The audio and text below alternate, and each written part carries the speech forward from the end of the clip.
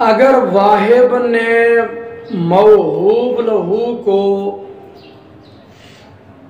अपनी कोई शय हिबा की और एवज में मौहूब लहू ने खुद या किसी अजनबी ने मौहूब लहू की तरफ से एवज दिया वाहिब को, उसके बाद आधे हिबा का आधे तोहफे का कोई मुस्तहिक निकल आता है तो रजा बिनिस्फिल इवज़े, तो मौहूब लहू आधे एवज को वापस लेगा वाहिब से। और अगर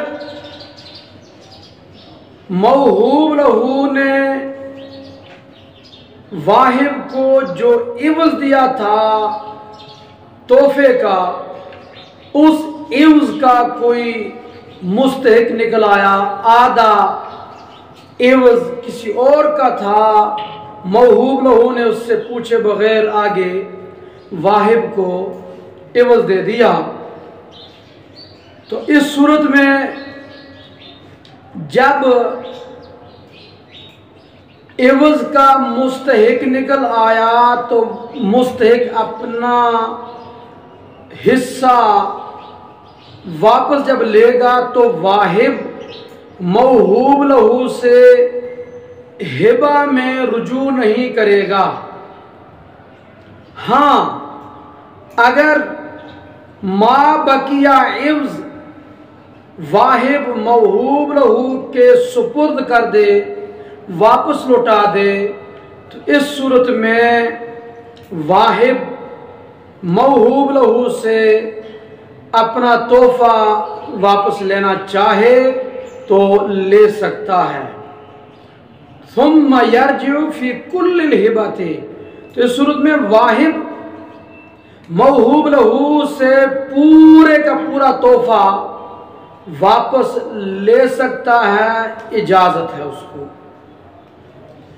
और अगला मसला ये ज़हन नशीन फरमा लें कि जब वाहिब मौहूब लहू से अपना दिया हुआ तोहफा वापस लेना चाहे तो उसके लिए दो बातों में से एक का होना ज़रूरी है।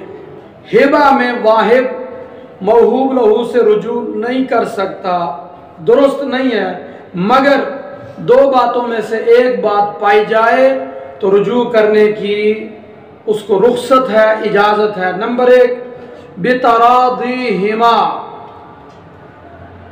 वाहिब और मौहूब लहू दोनों इस बात पर राजी हूं कि मौहूब लहू वापस करना चाहता है, वाहिब वापस लेना चाहता है, दोनों इस बात पर मुत्तफिक हुए, राजी हुए, तो अब वाहिब ले सकता है। वगरना वाहिब मौहूब लहू से अपना दिया हुआ तोहफा वापस नहीं ले सकता।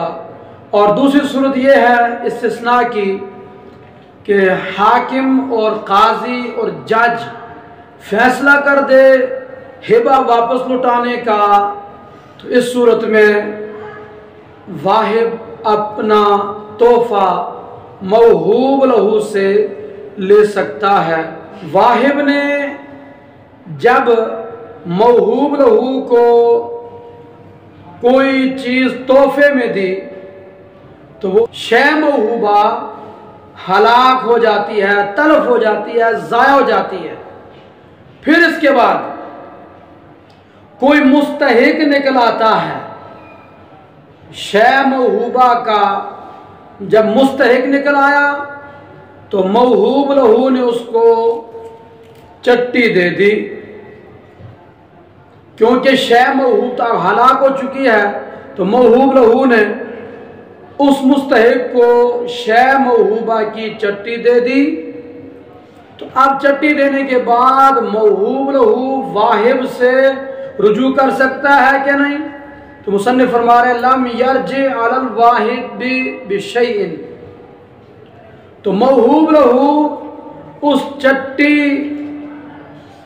का बदल वाहिब से नहीं ले सकता, वाहिब से कुछ भी वापस लेने का मजाज नहीं है। कि वइज़ा वहब बिशर्तिल इव्ज़, जब एक शख्स दूसरे शख्स को कोई चीज हिबा कर रहा है लेकिन साथ शर्त लगाता है कि तुम इस शर्त पर मैं अपना ये तोहफा दूंगा कि तुम इसके एवज में मुझे कुछ दो, तो एवज की शर्त के साथ वाहिब ने मौहूब लहू को कोई चीज तोहफे में दी। अब ये तोहफा इब्तिदान तो तोहफा शुमार होगा, लेकिन अंजाम और इंतहा के लिहाज से ये बेशुमार होगा।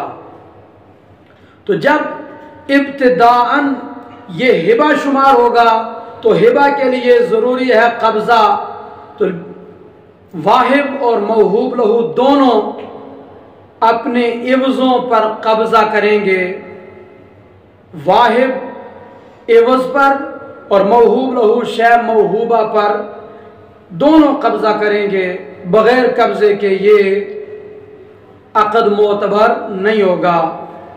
और जब वाहिब और मौहूब लहू दोनों ने अपने अपने इवज पर कब्जा कर लिया तो ये अक़द हिबा सही हो गया।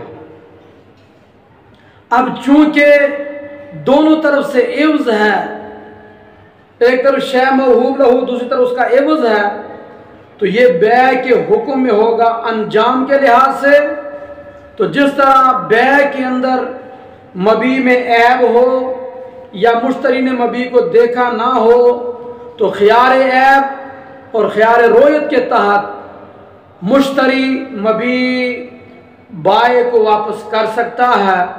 तो यहाँ पर भी वाहिब मौहूब लहू को और मौहूब लहू वाहिब को एवज वापस लुटा सकता है। और चूंकि ये एवज वाली शर्त के साथ जो हिबा किया है अंजाम के लिहाज से इंतहान बै है, तो इसमें शुफा भी साबित होगा।